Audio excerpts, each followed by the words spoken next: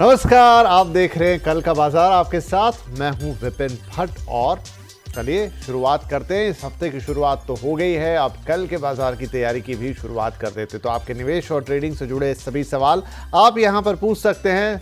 तरीका आसान, 7045220000, ये हमारा व्हाट्सएप नंबर। तो यहां पर अपने सवाल भेजिए और उनका जवाब पाइए। इसके अलावा आप हमें फेसबुक और एक्स पर लाइव भी देखते हैं, तो वहां पर भी आप कमेंट बॉक्स में जाके अपने सवाल भेज सकते हैं।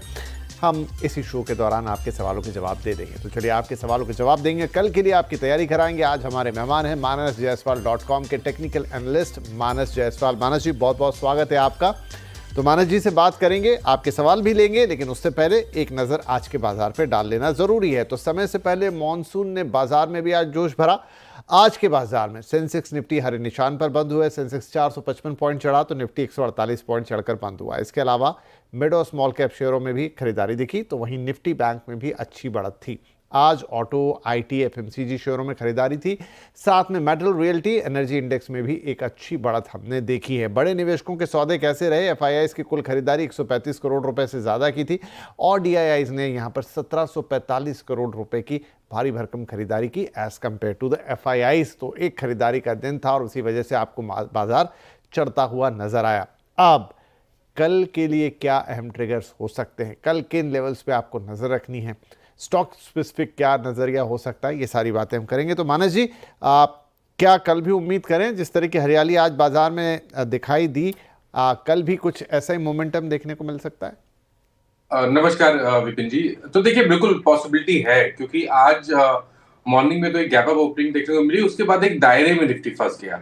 लेकिन अगर हम ट्रेंड की बात करें तो ट्रेंड तो पॉजिटिव लगता है, क्योंकि जो करेक्शन हमने करीब 3-4 दिन पहले देखा था वो 20 डे मूविंग एवरेज के आसपास आके थमा, वहां से रिकवरी देखने को मिली और निफ्टी बिल्कुल तैयार है अपने पिछले हाई को ब्रेक करने के लिए। मेरा समझना यह है कि कल भी शायद आपको तेजी देखने को मिलेगी। अगर एक लेवल की बात करें तो अगर 25,050 के ऊपर कल निफ्टी ट्रेड करना शुरू करे तो खरीदारी करें। 24,940 के स्टॉप लॉस लगा लें। मेरा समझना है कि अगर एक बार 25,050 के ऊपर कल निफ्टी ट्रेड करना शुरू करेगा तो कम से कम 200 पॉइंट की तेजी देखने को मिल सकती है। तो उस केस में आपको 25,250 के टारगेट सेट करने हैं। हालांकि पोजिशनली बात करें तो जिस तरह का ट्रेंड बना हुआ है उसमें आप ये कह सकते हैं कि आने वाले समय में हमें बहुत ही जल्द 25,900 तक के टारगेट देखने को मिलेंगे। और जब तक 20 डे मूविंग एवरेज जो कि 24,500 है उसके ऊपर निफ्टी ट्रेड करता रहे, हर गिरावट में खरीदारी करनी चाहिए। चलिए, 24,500 के ऊपर अगर निफ्टी ट्रेड करता रहता है तो हर गिरावट पे यहाँ खरीदारी बनती है। ये मानस साहब की कल ब्रॉडर मार्केट्स पे आपके लिए राय, और कल भी एक पॉजिटिव मोमेंटम बाजार में वो देख रहे हैं। तो ये तो बात हो गई ओवरऑल मार्केट की। अब स्टॉक स्पेसिफिक मानस कहाँ नजर रहेगी आपकी? तो देखिए विपिन जी, सबसे पहला जो स्टॉक है वो कैम्स का है। कैम्स में अगर आप देखें तो हम कंसोलिडेशन देख रहे थे, लेकिन आज के ट्रेडिंग में जाते जाते कैम्स ने एक फ्रेश ब्रेकआउट चार्ट पे दिया है। तो कैम्स में खरीदारी करेंगे। 29.25 का स्टॉप लॉस, 29.24 का स्टॉप लॉस लगाना है, माफ करिएगा 39.24 का स्टॉप लॉस लगाना है और 4,075 के टारगेट सेट करने हैं कैम्स में, तो वहां खरीदारी करें। और जो दूसरा स्पेस है वो ऑटो क्षेत्र में अगर आप देखें तो टू व्हीलर स्पेस है, वहां पर बहुत ही बढ़िया बाइंग इंटरेस्ट देखने को मिला, स्पेशली बजाज ऑटो, क्योंकि यहाँ पर एक फ्रेश ब्रेकआउट देखने को मिला। और ध्यान रखिए ये फ्रेश ब्रेकआउट 200 मूविंग एवरेज के ऊपर हुआ है। तो बजाज ऑटो में भी खरीदारी करने की राय रहेगी। 88.49 के स्टॉप लॉस खरीदारी करेंगे। 9,150 तक के टारगेट पॉसिबल है बजाज ऑटो। चलिए, तो ये दो आपके लिए स्टॉक्स, बजाज ऑटो आपकी स्क्रीन पर ही है। खरीदारी की सलाह है। यहाँ पे टारगेट होंगे 9,150 रुपए के और स्टॉप लॉस होगा 8849 का। इसके अलावा सी कैम्प्स में यहाँ पर आपको खरीदारी की राय 4,075 के टारगेट्स होंगे और 3,924 रुपए के यहाँ पर आपके लिए स्टॉप लॉस सजेस्ट किए गए हैं। तो ये दो शेयर कल आप भी इन पर नज़र रख सकते हैं। मानस जी नज़र रखेंगे? अच्छा मानस जी, खबर आ रही है और वो ये कि सेबी का जो इक्विटी डेरिवेटिव है उस पर एक्सपायरी का प्रस्ताव है और वो ये है कि सभी इक्विटी वायदा एक्सपायरी गुरुवार या मंगलवार को होगी। हर एक्सचेंज को एक बेंचमार्क इंडेक्स वीकली एक्सपायरी की इजाज़त होगी और एक्सचेंज को मंगलवार या गुरुवार का दिन चुनना होगा, मतलब दो स्पेसिफिक दिन। बेंचमार्क के अलावा बाकी सारे कॉन्ट्रैक्ट्स की मंथली एक्सपायरी महीने के आखिरी मंगलवार या गुरुवार को होगी। और अब स्टॉक एक्सचेंज से 15 जून तक इस पर अपने प्रस्ताव मांगे हैं। जी, तो देखिए अच्छा है, कम से कम एक बार डिसाइड हो जाए तो ट्रेडिंग करना आसान हो जाएगा, क्योंकि जो बार बार फ्लक्चुएशन हो रहा है, बार बार डेट चेंज होती है, उससे काफी जो ट्रेडर्स होते हैं उनके लिए बहुत डिफिकल्ट हो जाता है चीजों को हैंडल करना। आई थिंक अच्छा है कि अगर एक बार डिसाइड हो जाएगा तो फिर उसको उसी तरह से हम देख पाएंगे। राइट तो मंगलवार या गुरुवार, मैं एक बार फिर से दर्शकों की सहूलियत के लिए बता देता हूं, आपकी स्क्रीन पर भी ये फ्लैशेस हैं। सेबी की इक्विटी डेरिवेटिव एक्सपायरी पर प्रस्ताव है, देखिए अभी इस पर राय मांगी गई है, अभी फैसला नहीं है। सभी इक्विटी वायदा एक्सपायरी गुरुवार या मंगलवार को होगी। हर एक्सचेंज को एक बेंचमार्क इंडेक्स वीकली एक्सपायरी की इजाज़त दी जाएगी। एक्सचेंज को मंगलवार या गुरुवार का दिन चुनना होगा, जैसा हमने कहा। बेंचमार्क के अलावा बाकी सारे कॉन्ट्रैक्ट्स की मंथली एक्सपायरी महीने के आखिरी मंगलवार या गुरुवार को होगी। अब 15 जून तक इस पर विचार विमर्श होगा, इस पर राय मांगी गई है। ये प्रस्ताव है फिलहाल, तो ये हमने आपको अपडेट दे दिया है यहाँ पर। तो चलिए अब आगे बढ़ जाते हैं, अब दर्शकों के सवाल जवाब लेते हैं। हमारे पहले कॉलर अब हमारे साथ जुड़ चुके हैं और वो है गौरांग साहब, गौरांग देका फ्रॉम आसाम। काफ़ी दूर से कॉल कर रहे हैं गौरांग साहब, बहुत स्वागत है आपका। क्या शेयर्स ले रखे हैं सर? हाँ, मैंने मार्कोटेक डेवलप का वो शेयर खरीदा था करीबन 1 साल पहले, मतलब 28 फरवरी को खरीदा था। ओके। हाँ, 725 रुपए के भाव से 100 शेयर खरीदा था। तो अभी फिलहाल मुझे अच्छा खासा प्रॉफिट दिखा रहा है। मतलब पहले मैं ऑप्शन ट्रेडिंग करता था, गैम्बलिंग टाइप का थोड़ा, मतलब मुझे आता नहीं था। तो एक दिन गलती से क्या हो गया, मुझे 50,000 का प्रॉफिट हो गया, वो 0-0 हो गया। तो मैंने उस पैसों से मतलब ये शेयर खरीद लिया और मतलब मैंने ऑप्शन ट्रेडिंग छोड़ दी। अब मैं सोच रहा हूँ कि प्रॉफिट बुक करूँ और खर्चे में मैंने इतना पैसा कमा लिया। हाँ, देखिए क्या क्या कहानी बन जाती है। पहले तो बहुत बधाई आपको गौरांग साहब की, जो भी हुआ आपके साथ, लेकिन अल्टीमेटली आप एक बढ़िया प्रॉफिट में 425 रुपये में आपने एक शेयर खरीदा। अगर आज वो 1000 रुपये से ऊपर है, अब वो जैसे भी इत्तेफाकन हुआ आपके साथ, लेकिन बढ़िया। और आप आसाम में बैठ के ट्रेडिंग करते हैं, हमें देखते हैं, ये हमारे लिए बड़ी खुशी की बात है। तो ज़रूर आपके लिए एक अच्छी सलाह देने की कोशिश होगी। यहाँ पर मानस जी, क्या करना चाहिए गौरांग साहब को? बढ़िया प्रॉफिट पे बैठे हैं, क्या थोड़ी प्रॉफिट बुकिंग करनी चाहिए या आगे और बेहतर इनको प्रॉफिट मिल सकता है? तो देखिए, जिस तरह के पैटर्न्स स्टॉक स्पेसिफिक है और जिस तरह का ट्रेडिंग पैटर्न इस सेक्टर में बना हुआ है, उन दोनों चीजों को तो देख के लगता है कि लोधा में बिल्कुल बने रहना चाहिए। देखिए, एक कंसोलिडेशन हो रहा है। अगर आप बड़े चार्ट पे देखेंगे, मंथली चार्ट पे देखेंगे, तो कंसोलिडेशन है 1500 और 1000 के बीच में।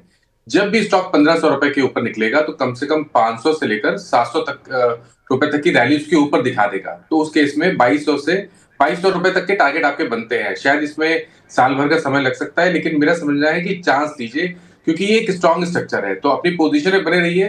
करना आपको केवल इतना है कि 1224 पे अपना स्टॉप लॉस लगा लेना है। 1224 के नीचे अगर जाए तो आपको निकलना चाहिए और ऊपर की तरफ 2200 रुपए की टारगेट सेट करनी चाहिए। चलिए, तो 1224 का स्टॉप लॉस लगाइए। अभी ये 1400 से ऊपर का है, लेकिन 2200 के ऊपर जाने की उम्मीद है, तो बचा के रखिए इसको। देखिए, टारगेट से 2200 रुपए के ऑलरेडी गौरांग साहब आपको बड़ा फायदा हुआ है यहां पर, लेकिन अभी और फायदा बाकी है। चार्ट पैटर्न अच्छा है, स्ट्रांग है। 2200 तक के टारगेट्स मानस जी दे रहे हैं। 1224 का स्टॉप लॉस जरूर लगा लीजिएगा। उसके नीचे गया तो फिर निकलने की ही सलाह है। चलिए, बहुत शुभकामनाएं आपको इसके लिए। आगे बढ़ते हैं, हमारे अगले कॉलर है मिस्टर साहिल फ्रॉम पुणे। साहिल जी, बहुत स्वागत है आपका। और बारिश शुरू हो गई है महाराष्ट्र में, आप बताएं कि कौन से शेयर्स ले रखे हैं? अभी सर IRCTC है हमारे पास। ओके। 1000 शेयर है 853 के भाव पे। तो अभी क्या करना चाहिए, मतलब होल्ड करूं या बेच दूं या फिर average? IRCTC once upon a time और वैसे भी काफी चर्चा में रहने वाला एक शेयर, लेकिन फिलहाल आपका जो भाव है उस लिहाज से थोड़ा घाटा आपको। 61 रुपए का 1000 शेयर है, बड़ी क्वांटिटी। मानस जी, क्या करना चाहिए? क्या ये घाटा आगे पीछे पूरा होता हुआ दिखेगा? देखिए, मेरा समझना ये है कि जो करेक्शन था वो कंप्लीट हुआ है, क्योंकि 1150 के आसपास के हाइस थे, वहां से स्टॉक करेक्ट होना शुरू हुआ था। 650 के आसपास बॉटम बना और पिछले 3 हफ्ते का ट्रेडिंग पैटर्न देखेंगे तो वहां पर आपको higher tops higher bottoms clearly दिखेंगे। जो नेक्स्ट टारगेट होगा वो मेरे ख्याल से 860 रुपए का हो सकता है। आई थिंक बिल्कुल बने रहिए, अपनी पोजीशन को होल्ड करिए। 760 के नीचे स्टॉप लॉस लगा लीजिए। कम से कम 860 और उसके ऊपर 920 रुपए तक के टारगेट स्टॉक दिखा सकता है। ठीक है, 920 रुपए तक के टारगेट से दिखा सकता है। 760 पे आपको यहाँ पे स्टॉप लॉस लगाना है। 1100 से गिर के 650 आया, वापस बाउंस बैक में ऑलमोस्ट 800 के पास खड़ा हुआ है। तो इस तरह की चाल है। 920 यहाँ से दिख रहा है मानस साहब को, वहां तक तो रुकिए और 760 का जरूर इस पे स्टॉप लॉस लगा लीजिएगा। IRCTC की ये कहानी फिलहाल के लिए। राइट, आगे बढ़ते हैं। राजीव फ्रॉम बेंगलुरु अब हमारे साथ फोन लाइन पर है। राजीव जी, स्वागत है आपका। क्या सवाल रहेगा सर? धन्यवाद।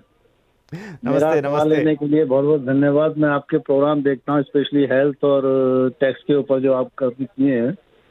जी जी, और बहुत धन्यवाद सर। और सर, हर्षिदा मैम को बहुत मिस करते हैं CNBC पे। जी बिल्कुल बिल्कुल, तो बहुत शुक्रिया सर CNBC आवाज़ के साथ जुड़े रहने के लिए, और ऑलमोस्ट आप हर तरह के कार्यक्रम हमारे देखते हैं। तो अब ये बताएं कि क्या आपके पास शेयर मेरे है? 2 सवाल है, एक चंबल फर्टिलाइजर पर है और एक वोल्टास के ऊपर है। ओके, हाँ, ठीक है। चंबल फर्टिलाइजर में लिया 632 पर 500। ठीक है। जब लोअर मार्केट थी तब भी हायर बना रहा था, तो थोड़ा करेक्शन आया तो मैंने लिया इसको। और ठीक है। सेकंड है वोल्टास 1290 पर 200 शेयर। ओके, ठीक है। दोनों में थोड़ा थोड़ा लॉस है राजीव जी, लेकिन कोई बात थोड़ा ही नहीं। है मेरा कुछ हाँ, नहीं, थोड़ा ही है, वो बिल्कुल अगर बिल्कुल। इसको मैं और एक्यूमुलेट कर सकता हूँ या इसको अपना 4-5% 6% बढ़े वहां तक वेट करूँ? जरूर जरूर, वही वही मानस जी हमें बताएंगे कि क्या करना चाहिए। तो पहले अगर स्क्रीन पे वोल्टास है तो इसी से बात, चलिए बदल गया, चंबल फर्टिलाइजर्स आ गया। ठीक है, इस पे बात कर लेते हैं। 500 शेयर है, 632 के भाव पे चंबल फर्टिलाइजर्स के मानस जी, और थोड़ा लॉस है 45 रुपए का। बाकी होल्ड कर सकते हैं राजीव जी, कोई दिक्कत नहीं है। तो अभी इन्हें क्या करना चाहिए? देखिए, सरप्राइज किया है स्टॉक ने, क्योंकि पिछले 2-3 हफ्ते में जिस तरह का सेलिंग प्रेशर देखने को मिला है और lower top lower bottom chart से बनने लगे हैं, उसको देख के लग रहा है कि अब तो फिलहाल कभी भी कोई उछाल मिले तो वहां पर निकलने की कोशिश करिए और फ्रेश खरीदारी 660 के ऊपर करिए। और अभी के लिए फिलहाल एक काम आपको करना है, 200 डे मूविंग एवरेज बहुत ही इंपॉर्टेंट सपोर्ट है, 540 के आसपास है। उसके नीचे फिलहाल के लिए स्टॉप लॉस लगाइए। कभी उससे पहले कोई उछाल मिल जाए तो 620-640 की रेंज में अपनी लॉन्ग पोजीशन से निकलने की कोशिश करिए और फ्रेश खरीदारी 660 के ऊपर ही करेंगे। वोल्टास की जहां तक बात है, देखिए वोल्टास में एक बहुत ही स्ट्रॉन्ग सपोर्ट बना है 200 वीक मूविंग एवरेज पे, जो कि 1150 के आसपास है। और ये पिछले, अगर आप मेरे ख्याल से 2-3 मंथ देखेंगे तो 1150 का आंकड़ा ब्रेक हुआ नहीं है। तो फिलहाल के लिए यहाँ पर कंसोलिडेशन है, 1150 के स्टॉप लॉस से बने रहिए। लेकिन यहाँ पर स्ट्रेंथ केवल 1325 के ऊपर ही देखने को मिलेगी। अगर 1325 का आंकड़ा ब्रेक होगा तो आपको 1500 रुपए तक की रैली स्टॉक दिखा देगा। ठीक है जी, तो वोल्टास यहाँ पर 1150 का स्टॉप लॉस इसमें देना है। जो मजबूती है वो 1325 के ऊपर ही दिखेगी। ठीक है, होल्ड तो करना है, लेकिन इंतजार किसका करेंगे? 1325 का। वो अगर क्रॉस हो गया तो फिर आगे ये 1500 तक के भी लेवल दिखा सकता है। तो फिलहाल आपके लिए क्या है, 1150 पे होल्ड कीजिए। दूसरा था आपका शेयर, उसको भी बताते हैं, चंबल फर्टिलाइजर्स। तो वहां पर यह था कि फ्रेश खरीदारी है जो 660 रुपए के ऊपर ही करनी है। बाकी 620 से 640 की रेंज आती है तो निकल जाइए उसमें से। ये चंबल फर्टिलाइजर का था, 620 से 640 की रेंज में निकलने की सलाह थी। और अगर कुछ नया जोड़ना है या देख रहे हैं तो फिर 660 का लेवल अगर ब्रेक होता है उसके ऊपर ही कोई फ्रेश खरीदारी करनी है। चलिए जी, ये दोनों सवाल हो गए। हम बढ़ जाते हैं आगे। देवेंद्र जी अब आ गए हमारे साथ फोन लाइन पे, वडोदरा गुजरात से। देवेंद्र भाई, स्वागत है आपका। क्या शेयर्स ले रखे हैं? हाँ सर, मेरे पास 2 शेयर्स है। मैं हाँ। CNBC को फॉलो करता हूँ और खिलाड़ी नंबर 1 में मैं काफी दिलचस्पी रखता हूँ। ओके। और ये जो LT फूड्स मैंने परचेज किए थे, 200 शेयर थे मेरे पास, 368 पे मैंने लिए थे और अभी करंटली वो 410 के आगे चल रहा है। अरे वाह। तो उसको क्या करना चाहिए? और दूसरा है मेरे पास भारत इलेक्ट्रॉनिक्स, वो मैंने 175 शेयर थे, 277 की मेरी एवरेज खरीदी है और अभी करंटली वो 52 वीक हाई पे चल रहा है। तो उसमें भी क्या करना चाहिए? प्रॉफिट बुक करना चाहिए या तो होल्ड करना चाहिए? चलिए, पहले तो बधाई ले लीजिए, दोनों ही आपके जो स्टॉक्स है वो आपको इस समय प्रॉफिट कर रहे हैं, अच्छी बात है। BL पे भी बात करेंगे, लेकिन पहले जो आपने हमें भेजा है LT फूड्स, वहां पर 368 के भाव पे 200, यहाँ पे 53 रुपए का शुद्ध मुनाफा प्रति शेयर। लेकिन आगे क्या करें? तो मानस साहब, LT फूड्स में क्या राय होगी? देखिए, यहाँ पर एक हमने, अगर आप देखें तो अक्टूबर 24 से कंसोलिडेशन देखा था, 320 के आसपास सपोर्ट था, 440 पे स्टॉक रेजिस्टेंस फेस कर रहा है। लेकिन अब जिस तरह के पैटर्न्स वीकली और मंथली चार्ट पे बन रहे हैं, उसको देख के लग रहा है कि शायद स्टॉक बिल्कुल तैयार है 440 का एक बहुत ही अहम आंकड़ा ब्रेक करने के लिए। अगर 440 के ऊपर निकलेगा तो उसके ऊपर आपको 100 से 125 रुपए तक की तेजी देखने को मिल जाएगी। आई थिंक वर्थ है, इस पे बिल्कुल बने रहिए। अपने जो स्टॉप लॉस है वो 369 के नीचे लगा के रखिए। पहले आपको 440 पे ध्यान रखना है, लेकिन अगर 440 का आंकड़ा ब्रेक हुआ तो 100-125 रुपए तक की तेजी स्टॉक दिखा देगा। दूसरा स्टॉक जी, हाँ जी, हाँ जी, तो थोड़ा इनको बता देते हैं। तो 300 69 369 ये स्टॉप लॉस लगा लीजिए एलटी फूड्स में। 440 पे ध्यान रखिए, वो ब्रेक हुआ तो फिर मानस जी कह रहे हैं कि 100-125 रुपए उसके ऊपर कहीं नहीं गए, मिल जाएगा आपको। हाँ सर, अगला इनका जो सवाल था बीएल पे था। तो देखिए स्ट्रक्चर तो ये भी बहुत ही स्ट्रांग है और यहाँ पर तो एक फ्रेश ब्रेकआउट और लॉन्ग टर्म चार्ट पे देखने को मिला है जिसके टारगेट कम से कम 440 रुपए के आते हैं।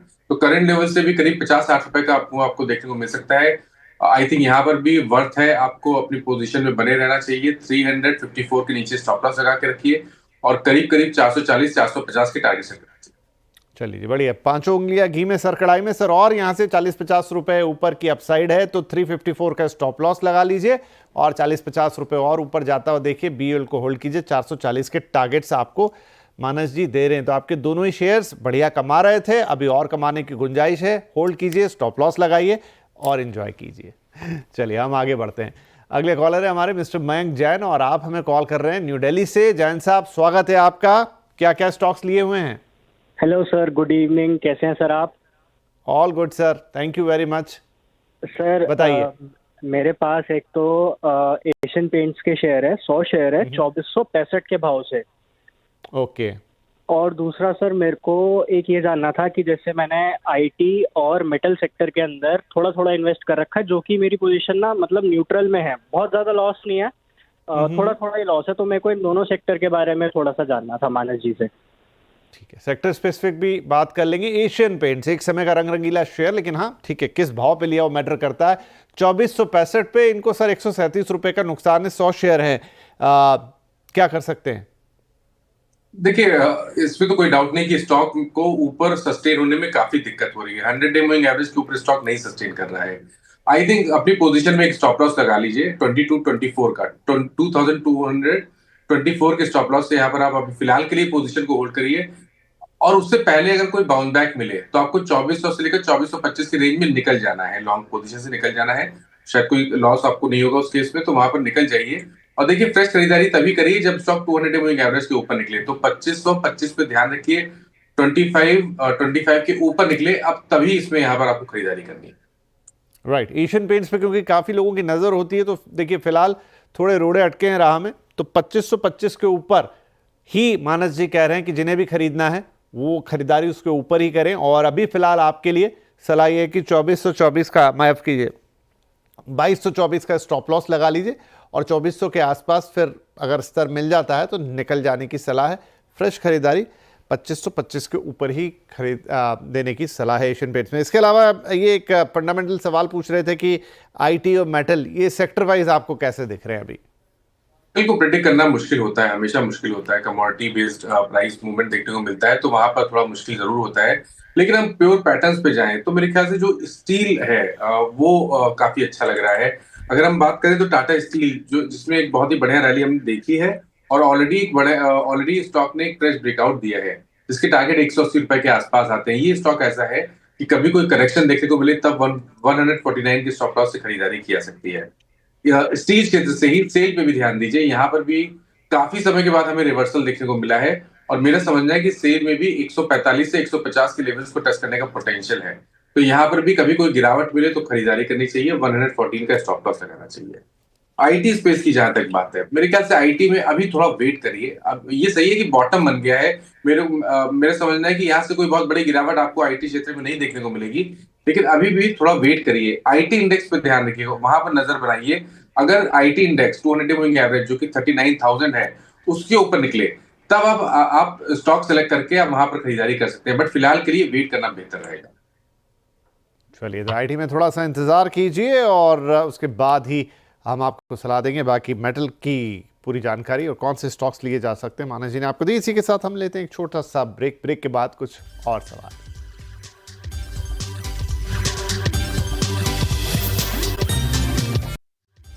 Welcome back. आप देख रहे हैं कल का बाजार और हम दे रहे हैं आपके सवालों के जवाब। मानस जी हमारे साथ बने हुए हैं और हमारे कॉलर्स भी लगातार फोन लाइन पर आते जा रहे हैं। एसके जैन साहब अब हैं नागपुर से फोन लाइन पे। जैन साहब स्वागत है आपका। क्या क्या स्टॉक है सर? मेरे पास एनटीपीसी ग्रीन है 300 एट 131। ओके। और दूसरा है oil 30 shares at 476। Long term view है मेरा। 36 है या 25 है सर? 30 एट 476। ओके, 38,470 30 शेयर, ठीक है। जी। तो यहाँ अभी के भाव पे थोड़ा घाटा है 48 रुपए का आपको ऑयल इंडिया में। मानस जी क्या सलाह देंगे ऑयल इंडिया में? तो देखिए, ऑयल इंडिया की जहां तक बात है, स्टॉक ने हाई टॉप हायर बॉटम्स तो बनाना शुरू किया है, लेकिन पिछले करीब 5-6 दिन से ये 200 डे मूविंग एवरेज के ऊपर सस्टेन नहीं हो पा रहा है। आई थिंक अभी पोजीशन में बने रही है। 50 डे मूविंग एवरेज 400 रुपए के आसपास है, उसके नीचे आपको स्टॉप लॉस लगाना है, इस उम्मीद में कि जब भी ये 200 डे मूविंग एवरेज ब्रेक करेगा और 435 रुपए के ऊपर निकलेगा, तो आई थिंक 475 से 485 तक की रेंज देखने को मिल जाएगी।